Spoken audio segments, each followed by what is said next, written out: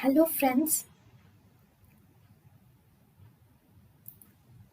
welcome to Creative Medicine. In this lecture, we will learn about. Hello friends, let us now learn three sentences. All pre-ganglionic fibers. All pre-ganglionic fibers will secrete acetylcholine, and post-ganglionic. If post-ganglionic, parasympathetic, then they will again secrete acetylcholine. If it is postganglionic and sympathetic, they will produce norepinephrine. And remember, if you were asked what is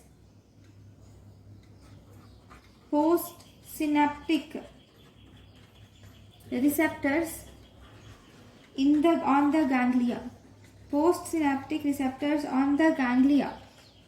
If you see postsynaptic receptors on ganglia are NM receptors, which are cholinergic mainly. So these are the 4 different MCQs. Thank you for watching. Thank you and thank you for watching.